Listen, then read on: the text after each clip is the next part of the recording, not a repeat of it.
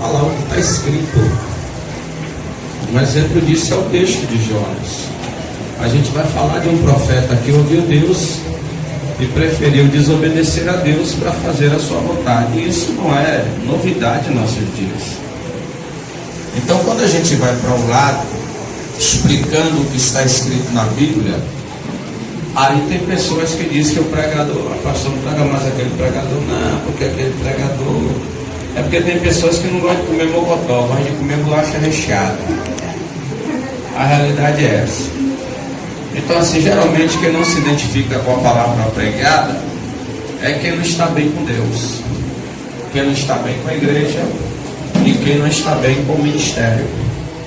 Essa é uma realidade. E toda vez que Deus traz um pregador, independente de quem seja ele, para exortar, você percebe que depois da palavra, pode passar um dia, 2, até um mês, mas depois você vai perceber que aquela palavra surtiu efeito e alguém tomou aquela palavra. E Deus é assim, ó, quando ele fala que vai sacudir a figueira, ele sacode a figueira e tira os frutos podres.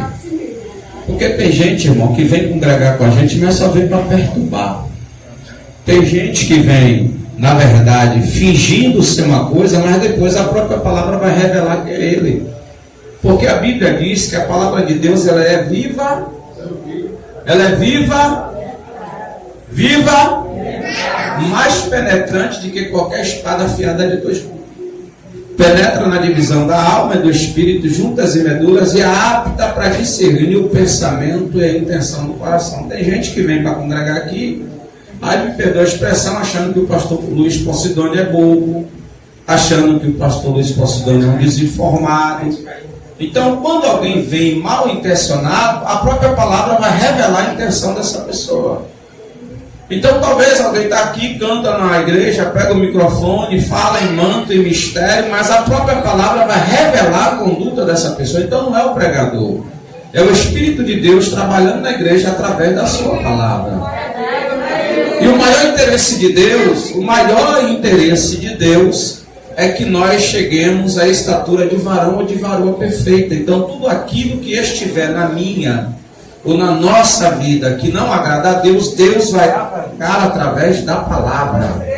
Se você não quer que Deus arranque ou que Deus mexa em alguma área na sua vida, sinto lhe dizer, mas preciso lhe dizer uma verdade: você não está preparada para entrar no céu. Você não vai entrar no céu, porque o céu é você deixar tudo aquilo que agrada a você e desagrada a Deus. Não adianta, Deus não vai passar a mão pela sua cabeça. Deus não quer saber se você é filha de pastor, se você é filha de missionário, se sua mãe ora do joelho doer. Deus não quer saber nada disso. Deus quer saber se você realmente quer entrar no céu. Ele disse: aquele que quiser vir, não é obrigado. Se não quiser vir, fique lá. Aquele que quiser vir após mim, negue-se a tome cada dia a sua cruz e siga. E essa cruz não é aquela que você pendura no pescoço, na sua gargantilha, não. Essa cruz aqui é a cruz da renúncia. É a cruz que você vai carregar e lá no final você vai morrer. Vai morrer, seus amigos vão lhe trair. Aqueles que você pensava que te amava vão virar as costas para você, mas tenha certeza de uma coisa: vai ter alguém que vai estar lá e não vai lhe abandonar, ainda vai lhe recepcionar e levar para a vida eterna, que é Deus. Você acredita nesse negócio? Então o evangelho é isso, irmão. O evangelho é ouvir a verdade. Porque nós estamos vendo uma geração de pessoas que só querem Deus para abrir a porta do emprego para ele, para abrir a porta do emprego para ela, para curar a doença, para tirar o câncer, né? Para resolver os problemas internos e também os problemas externos, mas não querem servir a Jesus. Acha que Jesus é bobo? Jesus não é bobo não, irmão. Se quer, quer. Se não quer, não quer. Se você acreditar que ele faz, ele vai continuar fazendo. Se você acreditar que ele não faz, ele vai continuar fazendo do mesmo jeito, porque ele não tem satisfação, dá para ninguém. Ele é Deus, ele é absoluto. E quem depende de ele sou eu, quem depende dele sou eu e você. Você depende dele? Capítulo 3, verso de número 1 diz assim: e a palavra do Senhor veio a Jonas pela segunda vez. Diga: pela segunda vez. Levanta-te, vai a Nínive, àquela grande cidade e prega contra ela a mensagem que eu te ofereço. Então Jonas se levantou e foi a Nínive segunda vez. E a palavra do Senhor, ora, Nínive era uma cidade muito grande, de 3 dias de jornada. E Jonas começou a entrar, verso 4, pela cidade, caminho de um dia, e clamava dizendo: ainda 40 dias e Nínive será derrubada. Podeis tomar assento, por gentileza? Queridos irmãos, essa passagem de Jonas, ou a história de Jonas, é uma história conhecida por demais. Virou tema de canções, de hinos, tanto de adulto como para criança. E é interessante porque quando a gente fala de Jonas, logo vem a ideia de um homem covarde, de um profeta desobediente, de alguém que reluta em fazer a vontade de Deus. Mas no capítulo 1 a Bíblia diz que pela primeira vez a palavra do Senhor veio a Jonas, filho de Amitai. Amitai, para quem não sabe, era um homem próspero, bem-sucedido e conhecido por demais na sua época. É por isso que o texto vai citar o nome deste homem, Amitai. Amitai era uma referência e também soube criar o filho muito bem, tanto é que o filho tornou-se um profeta. Mas os profetas nesta época aqui, eles tinham um conceito particular. Não era como os profetas nos dias de hoje, que ficam entregando porta para todo mundo, chave para todo mundo. Não. Nessa época aqui, onde o profeta pisava os pés, o lugar não voltava mais a ser o mesmo. Observe que quando Eliseu chegou na casa daquela mulher lá em Sunem, que era rica, e o esposo também era riquíssimo, ela tinha um problema de esterilidade, ela não gerava. E Eliseu profetiza para aquela mulher, e aquela mulher passa a ser mãe de filho. Aonde o profeta pisava os pés, o lugar não voltava mais a ser o mesmo. A Bíblia diz que Eliseu foi de uma cidade, e chegando na cidade as águas eram amargas.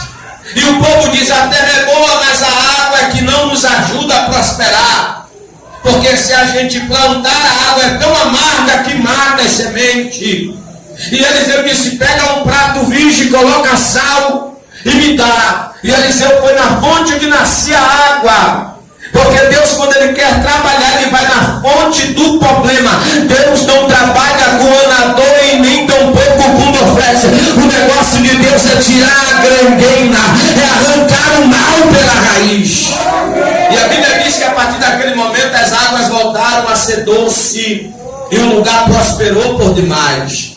Então, aonde um profeta pisava os pés, o lugar não voltava mais a ser o mesmo.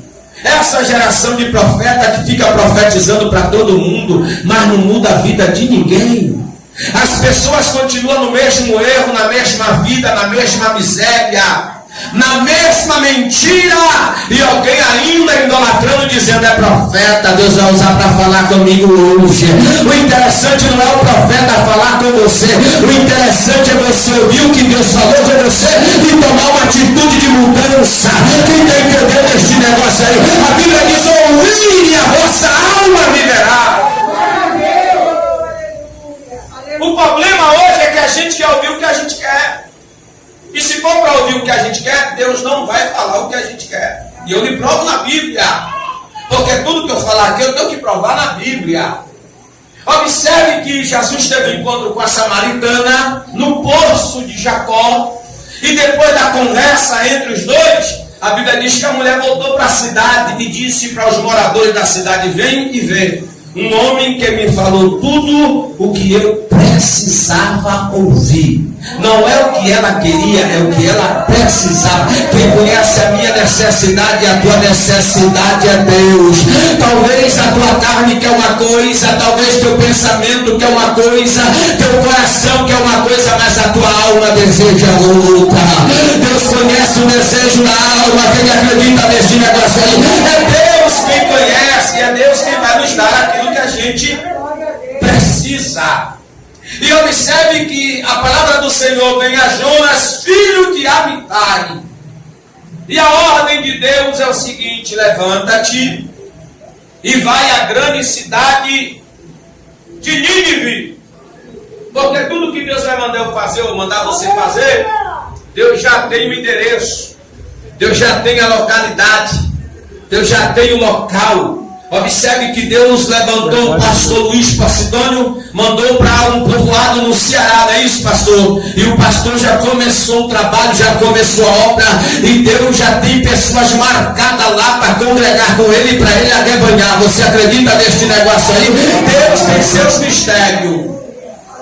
Ele pode estar aqui presidindo daqui lá, ele pode estar aqui administrando lá também daqui, porque Deus sabe como é que trabalha. Só que Deus tem um endereço. Vai à grande cidade chamada Nínive. Para você ter ideia, essa cidade era tão grande que os historiadores mediram e disseram que ela tinha cerca de 400, ela media cerca de 480 estádios. A propriedade da cidade era imensa.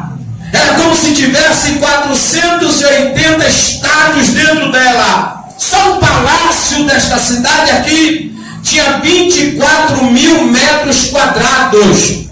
A cidade de Nínive era uma grande cidade, uma cidade populosa, era uma cidade rica, e nessa época que estava vivendo no apogeu da prosperidade. Só que Nínive tinha algumas coisas que Deus não se agradava. Nínive tinha algumas coisas que Deus não aceitava. Era uma cidade violenta por demais, era uma cidade promíscua, era uma cidade onde imperava a prostituição, era uma cidade de pessoas perversas por demais. Portanto, muitas pessoas tinham medo de passar pela cidade de Nínive. Muitos profetas tinham medo de ir lá profetizar na cidade de Nínive, porque profeta que é profeta não tem medo de nada. Profeta que é profeta acredita naquele que é e naquele que o levantou. Você acredita que Deus te levantou? Acredita ou não acredita? Esse negócio de profeta que só quer profetizar na igreja grande, na igreja chique, só quer profetizar para gente que tem condições financeiras, né? Aí Deus disse assim: eu vou mudar o negócio aí, viu? Eu vou mandar você, Jonas, para um lugar onde você não quer ir. Porque geralmente Deus manda a gente para onde a gente não quer ir.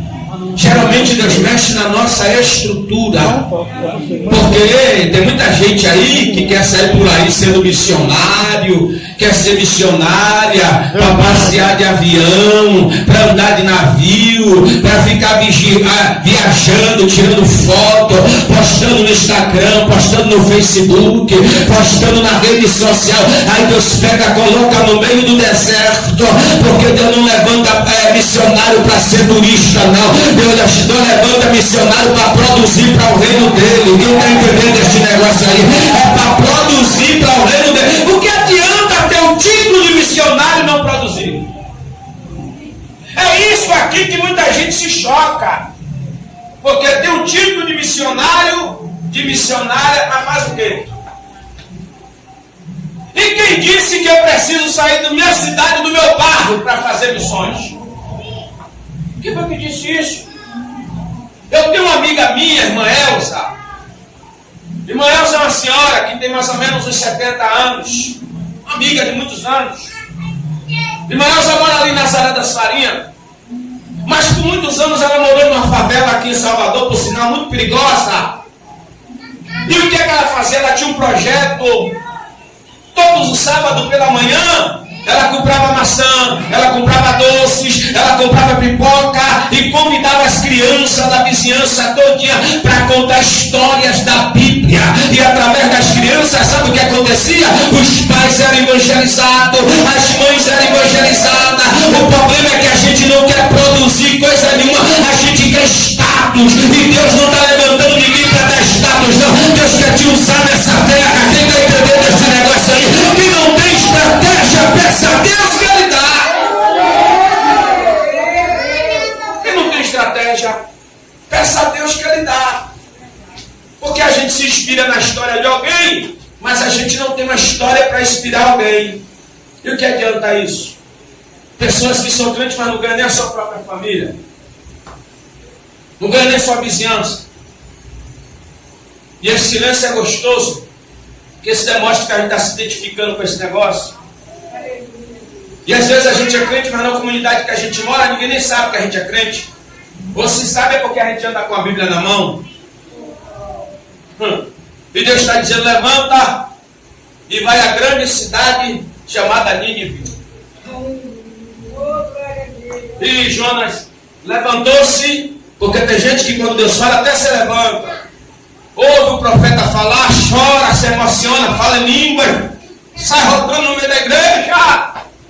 Ele até ouve, mas aí ele não vai para onde Deus o designou. Ele vai para onde ele quer. Ele vai para onde lhe é favorável. Em vez de ir para Nínive, ele vai para Tarsis. Você já estudou sobre Tarsis? Já estudou sobre a geografia de Tarsis? Tarsis é uma cidade favorável, mas Nínive não, porque Nínive é perigosa. Deixa eu parafrasear. Nínive nos nossos dias é esses barcos aí cheios de facções. Aí alguém diz assim, ali é perigoso, ali os meninos estão tudo fortemente armado, ali o tráfico é pesado, é crente mas tem medo, é crente mas não acredita no poder do livramento de Deus. Deixa eu dizer uma coisa, nós estamos vivos não é por causa das nossas habilidades não, nós estamos vivos é por causa de Deus. Se não fosse o Senhor, se não fosse o Senhor, maravilha, Israel, o diabo já teria nos engolido vivos. Ah, pastor, mas eu não tenho chamada. Então sua chamada para quê? Qual é a sua chamada? Porque Paulo disse, desperta o dom de Deus que há em vós. Eu preciso entender qual é a minha chamada. Fui chamado para quê? Eu preciso entender qual é a minha chamada. Ninguém ganha alma para Jesus somente pregando com o microfone na mão, não. Não. Ninguém faz obra missionária somente com o microfone na mão e nem viajando de um lado para o outro, não. Você faz obra missionária até matando a fome de alguém que não tem condições de ter comida em casa. Você mata a fome de alguém até dando um calçado para ele calçar, uma roupa para ele vestir. Sabe por quê? Porque Dorcas do livro de Atos, ela não era pregadora, ela não era missionária. Deus não usava ela nem cura, nem de mistério, nem do sobrenatural. Dorcas era usada somente com agulha na mão, só para costurar roupa para quem não tinha, para vestir, só para vestir quem estava lá. E a Bíblia diz que todo mundo da comunidade de Dorcas amava ela, a ponto de quando ela morreu, foram a Pedro dizer, ela morreu, mas se o Senhor orar, Deus vai trazer ela de volta, porque nós precisamos dela. E você precisa ter serventia para alguém. De lei de onarário, sede andárias. Eu conheci uma irmã, pastor Luiz Passidoni, que todos os cultos ela fazia algo. Quando ela não fazia uma empanada, ela fazia uma torta. E ela não fazia para vender para ela, não. Ela fazia para vender na porta da igreja para ajudar o ministério. Isso é obra missionária? Isso é obra missionária. O problema é que tem gente que pensa que obra missionária só se faz de violão, de guitarra, de microfone na mão, pregando. Não. Deus às vezes nos coloca num lugar perigoso, sabe para quê? Para mostrar para um lugar perigoso que o mais perigoso é Deus, que tem o poder de neutralizar o perigo. Aleluia. Jonas está com medo de ir para Nínive, porque ele sabe que o povo de Nínive é perigoso. Ele sabe que a qualquer momento ele pode morrer, mas Paulo disse que eu não tenho que ter a minha vida por preciosa, porque eu viver é Cristo, eu morrer, se tem medo de morrer é porque não está bem. Se tem medo de morrer é porque não está orando. Se tem medo de morrer é porque não acredita no céu. Se tem medo de morrer, meu filho, deixa eu dizer uma coisa, a qualquer momento o céu se abre aí, Jesus vai buscar aqueles que são seus. E quem não estiver bem com Deus vai ficar aí mesmo na grande tribulação. Esse crime não é meu não, mas a Bíblia diz que cada um se examine a si mesmo. Para que foi que Deus me chamou de fato e de verdade? Para produzir para o reino dele. Se eu não sirvo para produzir para o reino de Deus, então tem alguma coisa errada comigo. Não é com o sistema ministerial, é comigo. Vai, mas a Bíblia diz que ele compra uma passagem, ele obedece pela metade e compra uma passagem, mas compra para onde ele quer. Porque tem gente que Deus está mandando ele fazer uma coisa, ele quer fazer outra. Tem gente que Deus está mandando ir para um lugar, mas ela quer ir para outro. E Deus está dizendo, vá para onde você quer, mas depois você vai ter que voltar, refazer o caminho todinho e vai ter que ir para onde eu falei que era para ir. Não é como você quer, é como Deus quer. Você sabe aquela pessoa que Deus manda ir no hospital? Vai no hospital, vai evangelizar, o povo está sofrendo, o povo está gritando, vai lá, e ela não vai. Aí Deus diz, tem problema não, vou me jogar no leito e você vai. Ah, vai no presídio, meu filho. Não, ele não vai no presídio, não. Ele tem medo de ir no presídio. Aí Deus pega, permite que o filho dele desvie do evangelho, filho ladrão, traficante, se envolva com droga, vai preso. Aí ele vai ter que visitar o filho lá. Isso aqui não é parafraseando, não, porque nós estamos vivendo hoje isso não só no Brasil, não, no mundo afora. Pessoas que não estão ouvindo a voz de Deus estão pagando um preço terrível. Ele paga o preço, mas ele entra no barco errado. E tem muita gente entrando num barco errado. E sabe o que é pior ainda? É quando a gente coloca alguém dentro do nosso barco que não é para estar. E o melhor ainda é porque quem está dentro do barco está de boa, está salvo, está bonitinho, está alimentado. E quem está fora do barco? O barco aqui representa a igreja. Jonas entra no barco para Tarso, mas aí Deus ele vai mexer na estrutura do mar. Ele vai mandar vento, ele vai fazer com que o mar fique bravio. Porque quando você vê um negócio estreitando na vida de alguém, não fica com pena dele não. Vai orar porque tem algum espírito desobediente ali. Tem alguma coisa errada ali que Deus está mexendo para poder acordar quem está dormindo. Aí Deus manda o vento, a tempestade, e aí eles começam a ficar apavorados.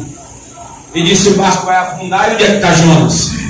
Jonas está lá no porão escuro dormindo. Porque enquanto os ninivitas estão se matando e matando outras pessoas, tem alguém que Deus levantou e deu autoridade que está dormindo e está esperando por outros. E esse é o maior perigo. Porque quando Deus te levanta e Deus comissiona para uma obra, Deus se responsabiliza. Ah, pastor, mas tem tiroteio e a bala perdida. Deus é poderoso para limpar a bala. Deus é poderoso para dar livramento. Deus é poderoso para trazer o mais perigoso até você, e você pegar o mais perigoso e ganhar a comunidade, ganhar o bairro, ganhar a cidade para Ele. Você acredita nesse negócio? Deus vai mexer na estrutura. Isso aqui é lindo demais. Isso aqui é maravilhoso demais. Porque alguém está dentro do barco, na zona de conforto, mas não está preocupado com quem está fora do barco. Aí a Bíblia diz que eles começam a jogar os seus pertences para aliviar o peso do navio. Tem gente tomando prejuízo por causa de alguém que Deus escolheu, mas não está obedecendo, não está se submetendo.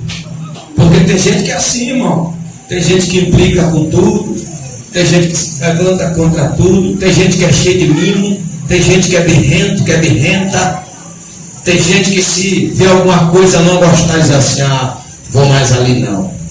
Também a partir de hoje não dou mais meu dízimo, não dou mais minha oferta. Aí Deus começa a mexer.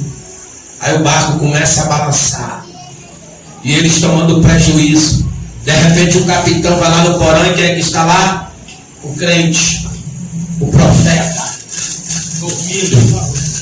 E Paulo, escrevendo a igreja em Roma, ele disse: desperta tu que dormes, e Cristo te esclarecerá. É hora de despertar do sono, porque a salvação está mais perto de que quando aceitamos a fé. O sono espiritual é um perigo.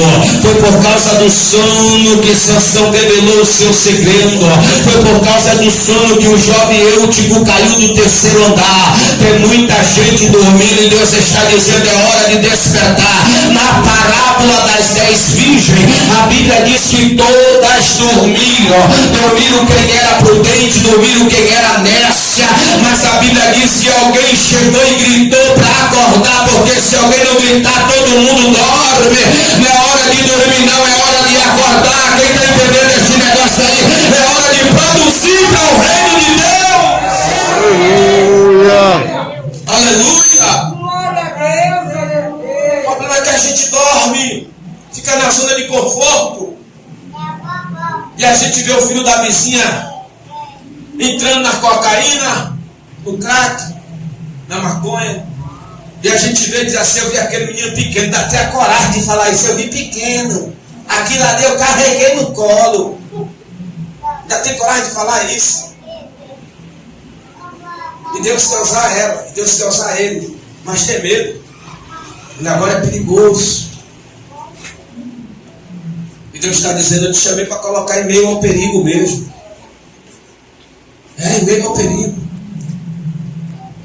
Quem disse que o lugar perigoso para quem Deus levantar é perigoso? Só que Jonas não quer obedecer. A Bíblia diz que quando o capitão chegar lá, ele diz assim: eu sou hebreu. Eu estou aqui porque eu estou fugindo de Jeová, que criou os céus, a terra e o mar. Aí a Bíblia diz que o capitão e os marinheiros do navio temeram. O ímpio às vezes tem mais temor do que o próprio crente. Porque não quero dizer, irmão, que as almas não querem Jesus, não querem sim. O que está faltando é pessoas que tenham a coragem de anunciar e dizer assim: Jesus está voltando, Jesus quer fazer um milagre na sua vida. Cada um Deus vai usar para um determinado tipo de pessoa. Aí ele disse assim: me lança no mar, olha o preço. Pagou o preço para o lugar errado, agora vai pagar um preço pior ainda. Jogaram ele no mar e de repente nós já conhecemos a história, e o peixe está lá para tragá-lo, para engolir. E o peixe não faz nem questão de mastigar, engole inteirinho. Agora imagine o camarada passar 3 dias e 3 noites no ventre do peixe. Um grande peixe, não sei se é baleia, não sei se é peixe feio, a Bíblia não disse, mas ele passa 3 dias e 3 noites lá. Você acha que há oxigênio suficiente para Jonas respirar aliviadamente como nós estamos respirando aqui? E o mau cheiro das entranhas? E o sufoco do organismo do peixe? É por isso que ele usa a expressão que estava no ventre do inferno.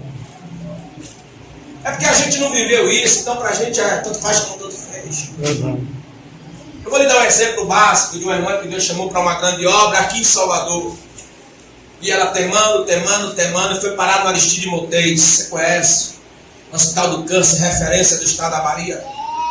Ela ficou tempos lá internada, agonizando de dor, tomando morfina, e a morfina não aliviava o sofrimento.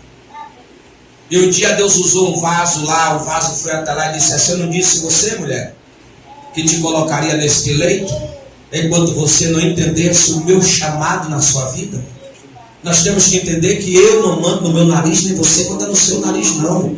A Bíblia diz, São Paulo disse assim: não mais vivo eu, mas Cristo vive em mim. Quem é o dono da nossa vida é Cristo Jesus. Quem está entendendo este negócio aí? Cristo te chamou para uma grande obra e Ele acredita em você, você tem potencial. E Ele está lá no ventre do peixe. Porque tem gente que prefere, ele prefere ir para o ventre do peixe do que obedecer uma ordem direta de Deus. O que é que você prefere? Obedecer a Deus ou ir para o ventre do peixe? O que é que você prefere? Pagar o preço mais alto ou pagar o preço da passagem para o lugar que Deus estabeleceu? Qual é a sua visão de reino de Deus mesmo? Qual é a sua visão de obra missionária mesmo?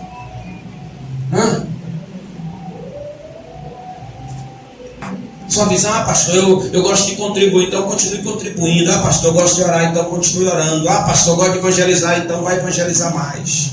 Mas qual é a sua visão? A geração de hoje, a geração do jovem de hoje não sonha mais em ser missionário, não sonha mais em ser pregador, não sonha mais em ser pastor. Não, a geração de hoje tem outras aspirações, tem outros sonhos, tem outros desejos. Mas para que é que Deus te chamou mesmo? Já perguntou isso para Ele? Qual é a sua vocação? Qual é a sua chamada? Hein? A Bíblia diz que jogaram Jonas, peixe. Ele está no ventre do peixe. Só Deus sabe o que ele passou lá dentro. Só Ele e Deus sabe o que ele passou lá dentro. São 3 dias e 3 noites querendo escapar. O camarada que ouviu a palavra de Deus pela primeira vez e não orou. Comprou a passagem para um lugar errado e não orou. Mas quando ele está no ventre do peixe, no sofrimento, aí ele vai orar. Porque tem gente que é assim, está fazendo muita coisa, mas não tem uma vida de oração, não tem uma vida devocional, não lê Bíblia, canta por cantar, vem para a igreja por vir, aí chega na igreja, abre a Bíblia em qualquer passagem, mas não ora. Aí Deus diz, não se preocupa não, que eu vou apertar, mas você vai ter que orar, porque orar é comunhão com Deus. E quem quer fazer alguma coisa para Deus tem que ter comunhão com Deus. Quem está entendendo este negócio aí? No ventre do peixe ele vai orar. Aí a Bíblia diz que Deus dá ordem ao peixe. Sabe o que é que me chama a atenção? Deus dá uma ordem ao peixe e o peixe obedece. E alguém diz assim, Jonas ouviu e não obedeceu, e veio obedecer na segunda vez. E você? Quantas vezes ele já falou com você e você não obedeceu ainda? Jonas pode até ser desobediente, e você não é não? E nós não somos não? Porque precisa Deus falar conosco quantas vezes para a gente obedecer? Nós somos melhor do que Jonas em quê? Esse texto aqui, todos nós, no geral, nos identificamos. Não espere Deus tocar na sua vida. Não espere Deus tocar na sua saúde para obedecer a Deus. Obedeça antes de Deus estreitar a terra. Quem está entendendo este negócio? Sabe por que Deus faz tudo isso aqui?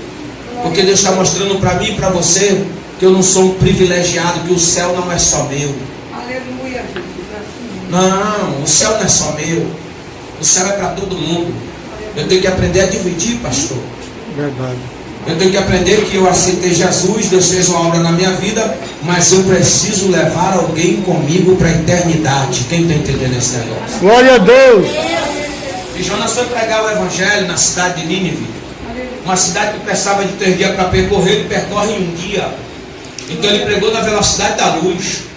Saiu desesperadamente dizendo somente o seguinte: Deus vai destruir a cidade.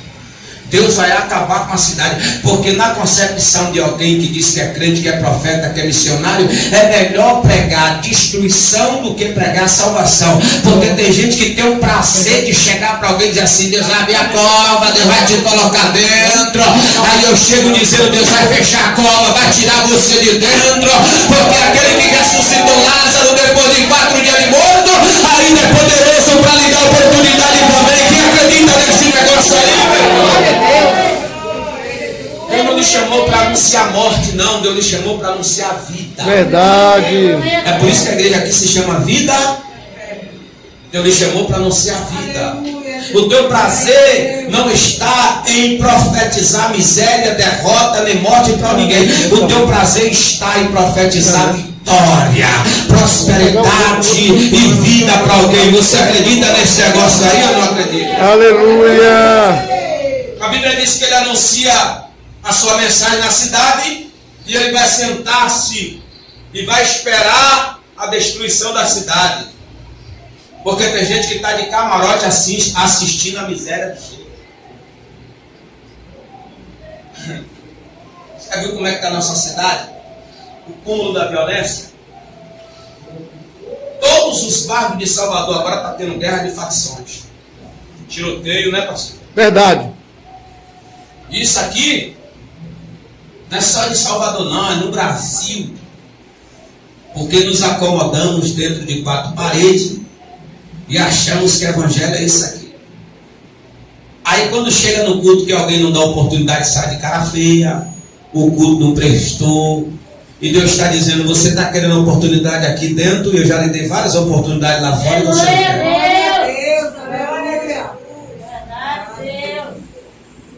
Eu conheço pessoas que se converteram simplesmente ouvindo alguém cantar um hino. E aquele hino falou na alma da pessoa, e a pessoa foi para a igreja de noite e aceitou Jesus.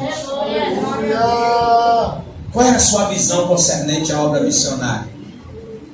Você sabia que quando você está vestindo bem o seu filho, Existe filho de outras pessoas que não tem nenhum brinquedo para brincar, nenhuma roupa para vestir. Enquanto seu filho joga a merenda no lixo, tem filho aí que não tem uma merenda para poder comer. Enquanto você diz assim, todo dia comer frango, tem gente que nem frango nem um ovo tem para comer. E Deus está dizendo, missões se faz com o coração quebrantado e com a visão do próximo. Eu preciso ver a necessidade do próximo. Obra missionária é ver a necessidade do próximo.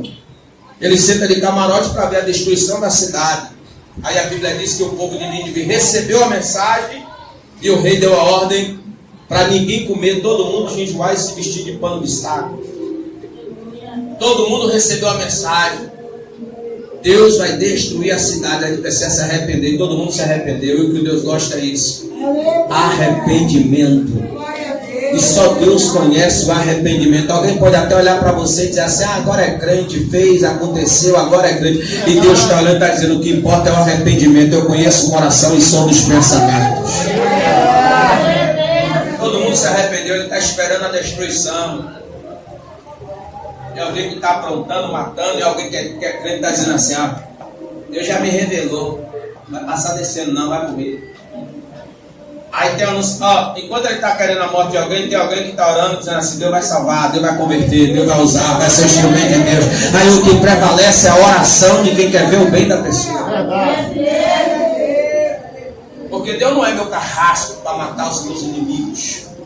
Meu inimigo não é o irmão, ou fulano, meu vizinho, não. Meu inimigo é o adversário, Satanás. Ei, eu não tenho que lutar nem contra a carne, nem contra o sangue, mas contra as sortes espirituais da maldade. Ele está de camarote, aí a Bíblia diz que Deus fez crescer uma broqueira no pecado, que projetou sombra para ele. E a gente gosta disso, de sombra, a gente gosta de zona de conforto.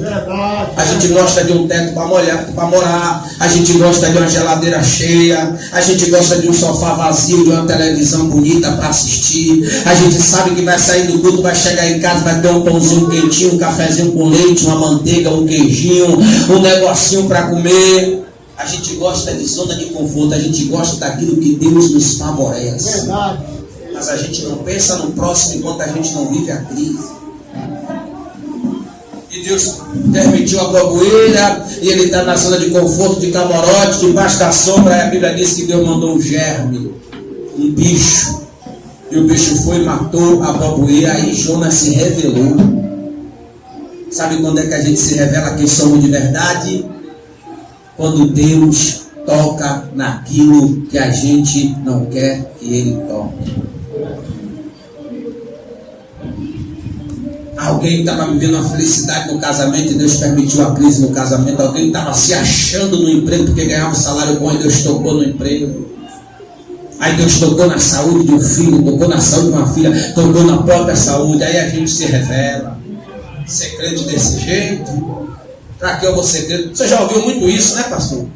Não, pastor, desse jeito não dá não. É Deus tirando a broboeira e dizendo assim, eu fiz a broboeira crescer, mas eu também tenho o poder de matar a broboeira. Eu vou tirar você dessa zona de conforto para você entender que tanto você vale para mim como o seu próximo vale para mim. Não importa se é ladrão, se é traficante, se é assassino, tem alma e Deus precisa salvar a alma dele também. Quem está entendendo esse negócio aí, irmão? Tem uma alma ali. Quando a gente vira crente, a gente se acha melhor. Aí Deus disse assim, ô Joana, você não entendeu que tem muita gente aí que se arrependeu, que se converteu. E eu não poderia destruir essa cidade. A minha pergunta é, para terminar, você quer que Deus destrua ou você quer que Deus salve? Qual é a sua visão de obra missionária? Qual é a sua visão de obra missionária?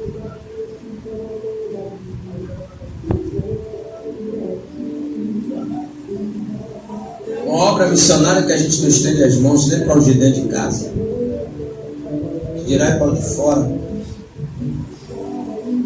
Que tipo de obra missionária? Quem já tomou aveias quack aqui? Levante a mão. Aquelas aveias quack que faz mingau. Eu já tomei. Já tomou, pastor? Aveia, mingau de aveia. Já. Tem uma marca chamada Quack. Toma ainda. Ainda toma. É aveia, Quack. Ainda toma. Chegou no mercado, existe. Todo mercado. Toma Todo mercado. outra marca. O dono das aveias Quack, quando ele tinha 16 anos de idade, ele queria ser pregador do evangelho. Ele ouviu um missionário chamado Multi pregando e ele ficou encantado, ele queria ser pregador.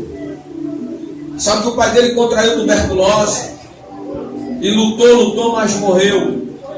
E ele também pegou do pai a tuberculose, mas Deus lhe deu uma oportunidade. Mas quem pega a tuberculose, o pulmão fica comprometido. E a ferramenta de um pregador é o pulmão. Comprometeu o pulmão, já era. O camarada não pode pegar mais nunca. Ele chegou para Deus e disse: Deus, eu queria ser pregador, mas eu não posso.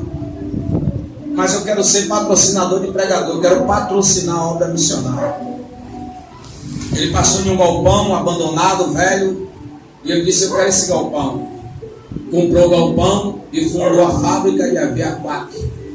Se tornou um dos homens mais ricos do mundo. Em todo lugar no mundo, em grandes mercados, em pequenas bodegas, você vai ver uma caixa de aveias Quack. E ganhou demais porque patrocinava a obra de Deus. Tem gente que não gosta de investir no reino de Deus. Se você não tem chamado para pregar, ajude quem prega. Se você não tem chamado para cantar, ajude quem canta.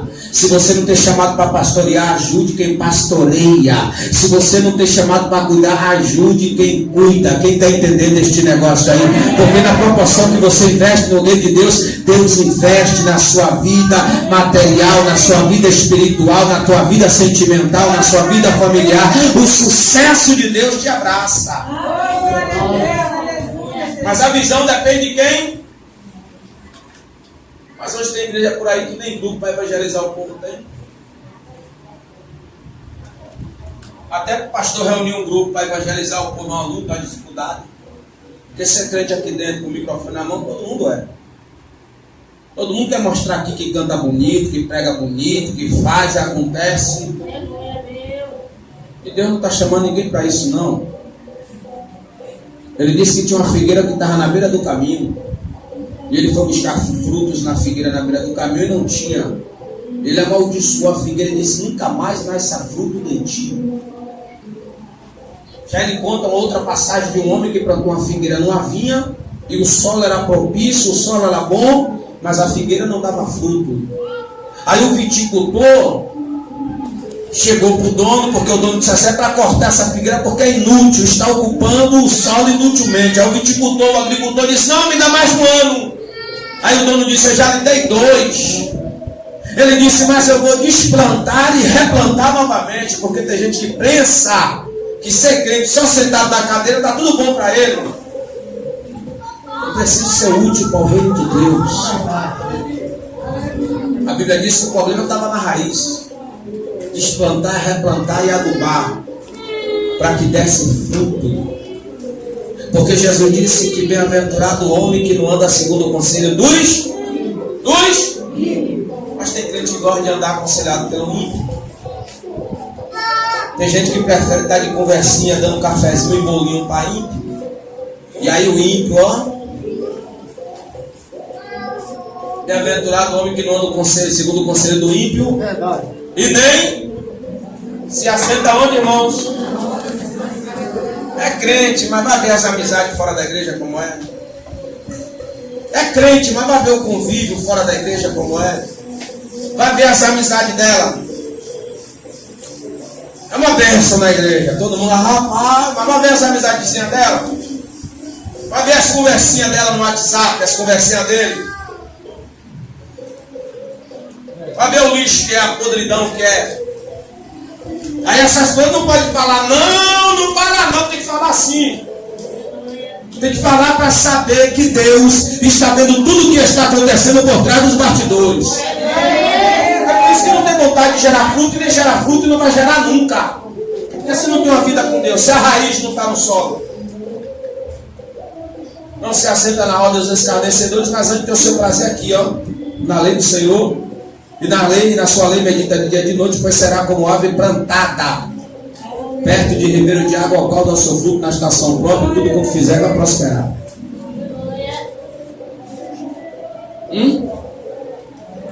Tudo isso que aconteceu com Jonas foi para revelar para Jonas que, apesar de ser profeta, ele estava destituído do mais importante. Termina agora a minha fala, porque eu posso ser pregador e não amar, eu posso ser pastor e não amar, eu posso ser profeta e não amar, porque se a minha motivação para fazer a obra de Deus é dinheiro, eu estou cortado do reino de Deus. Dinheiro é consequência da minha fidelidade, porque Deus sabe que eu preciso calçar, que eu preciso vestir, que eu preciso comer, que eu preciso sustentar a minha família. Mas muitos aí nos dias de hoje, a motivação tem sido dinheiro, e Deus já disse: está cortado do meu reino. Que comamos ou que bebamos ou que façamos qualquer outra coisa, façamos para a glória do nome de Jesus. Eu preciso ter amor pelo meu próximo. Aleluia. Fica de pé no nome de Jesus. Glória a Deus. Deus maravilhoso. Fica de pé. Aleluia, Deus. Quantos jovens tem aqui, pastor? Quantos jovens? Uns 8 jovens. 8 jovens. Se esses 8 jovens quiser gerar mais 8, gera. E o que é que impede de gerar? O que é que impede?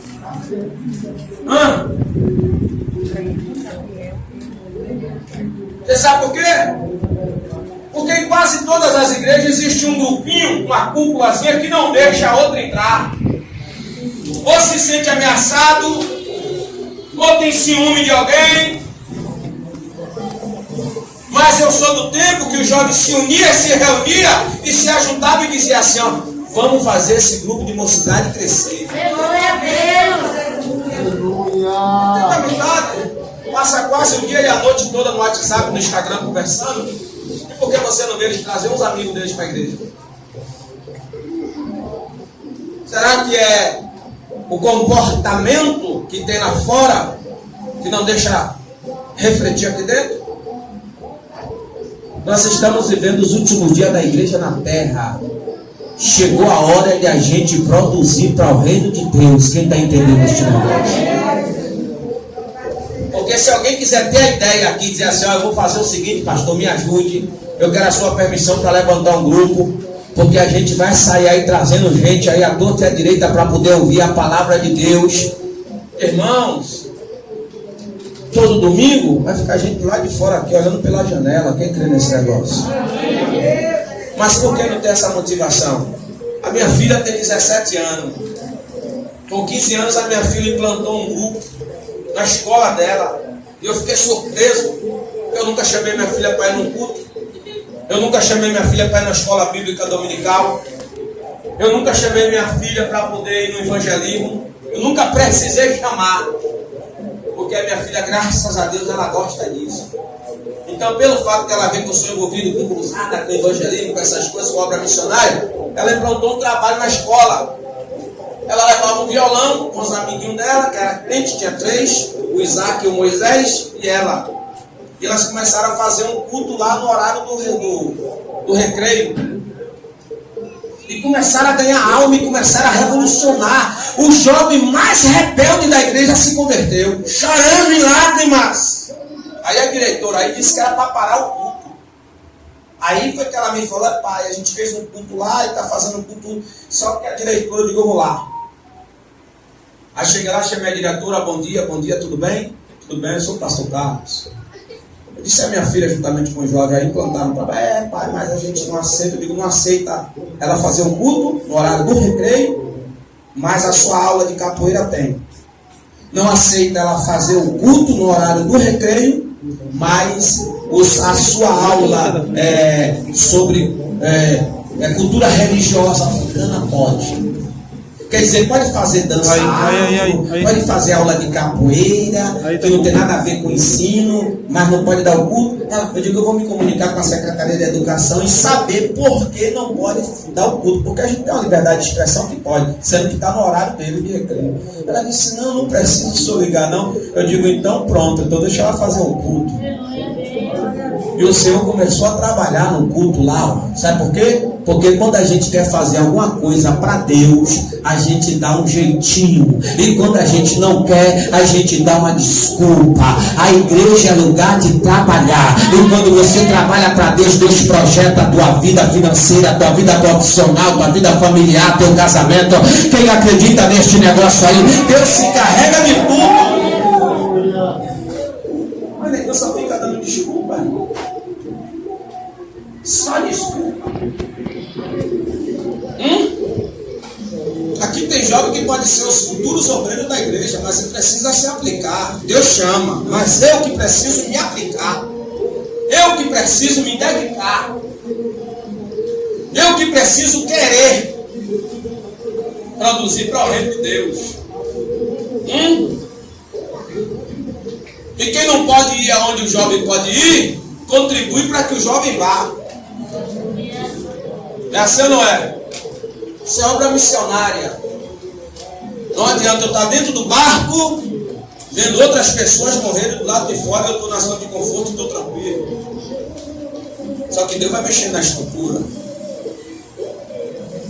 E eu preciso orar. Eu preciso criar algo que chame a atenção da vizinhança. Eu preciso criar um projeto junto com jovem e adolescente. Porque tem esse negócio aí, adolescente vai participar do nosso grupo, não. Tem que participar sim. Ah, hoje é culto de jovem, eu não vou não, porque a senhora tem essa ideia. Não, como é que você não apoia o jovem? Como é que você quer que eles permaneçam na igreja? E como é que você quer que eles apoiem o seu culto se você não apoia o deles? Que visão é essa, irmão, que a gente está vivendo nos últimos dias? A maioria das igrejas é assim. Culto de senhora, o jovem não vai. Culto de jovem, a senhora não vai. Partidarismo, individualismo. Isso não é reino de Deus. Isso não é visão de reino. Porque se o de fora está vendo que a gente é dividido aqui dentro, como é que ele vai vir para dentro? Esse silêncio é muito gostoso, porque eu não vim para profetizar, não. Eu vim para pregar o Evangelho. E a Bíblia diz que ele tem ouvido, ouça o que o Espírito diz à igreja. Amém? Amém? Alguém é inteligente para fazer muitas coisas. Só não é inteligente para bolar uma ideia para o reino de Deus produzir, para crescer. É assim ou não é? E Deus está contando com você. Eu digo a você com certeza, se se reunir 4 jovens aqui, 4, estou botando no mínimo 4, e disser assim, vamos fazer um projeto aqui, para a gente ganhar alma para Jesus, eu tenho certeza que através do Espírito de Deus vocês vão impactar esse lugar. Mas o problema é que fica um esperando pelo outro. Eu sou tímido, você é tímido aqui dentro, mas quem me conhece lá fora sabe quem é você. Sua timidez só é aqui, sua vergonha só é aqui. E Deus vai arrancar máscara de gente, viu? Não é da máscara da pandemia, não, é a máscara mesmo. Deus vai arrancar. Só que Deus lhe chamou porque Ele acredita em você. Você pode ser muito mais do que o que você imagina. Deus está falando com alguém aqui. Você pode ir muito mais além do que o que você imagina. Só depende de você. Deus pode contar com você? Vamos orar? Tem alguém no nosso meio aqui que não é crente, está afastado? Tem alguém? Você? Está afastada? Quer se reconciliar com Deus? Quer entregar sua vida para Jesus hoje? Quer? Você sabe que você é um vaso importante? Importante para o reino de Deus? Mas tudo depende de você. A casa que arruma é Deus. Mas Deus só arruma a casa quando eu convido Ele para entrar. Deus só coloca as coisas em ordem quando eu convido Ele para entrar. Nesse ano de 2020 que passou e esse ano que se inicia foi o ano que mais morreu gente. Se você está vivo é porque Deus tem um projeto na sua vida. E é um projeto muito grande. Às vezes quem dá o posse por passo falso somos nós. Mas Deus não abre mão. Tanto que não abriu mão de você que você está aqui. Você quer voltar para Jesus? Vem para cá para a gente orar por você. Fica com a irmã do lado dela aqui em nome de Jesus. Eu acredito que agora que a segunda casa na vida dela vai ser maior do que a da primeira. Ela tem o Espírito de Deus fala com o Espírito dela. Como eu tenho o Espírito de Deus fala com o meu Espírito. E só ela conhece a necessidade de Deus na vida dela. Então deixa eu dar uma orientação aqui, pastor Posidônio é meu amigo. Levante um grupo, o Espírito Santo de Deus falou comigo. E falou com outra pessoa aqui dentro, pastor. Levante um grupo. E você pode convidar pessoas para vir para o culto. Faça um grupo até mesmo aqui de WhatsApp, e através do seu grupo de WhatsApp de jovem, de adolescente, chama os seus amigos para vir para o culto. Cria estratégia, convida eles. Tem muito jovem aí se cortando dentro do quarto, em depressão, amigo de vocês, que está vivendo uma crise existencial, e você às vezes está sabendo disso, e não está fazendo nada para ajudá-lo. Só vou orar, pastor. Vou orar por você, pastor. A oração já tem duas vertentes. Oração é orar e ação. Eu quero orar por você. Eu quero que você estenda as mãos para cá. Em nome de Jesus. Para mim o mais importante é isso aqui, ó, é vidas para Jesus.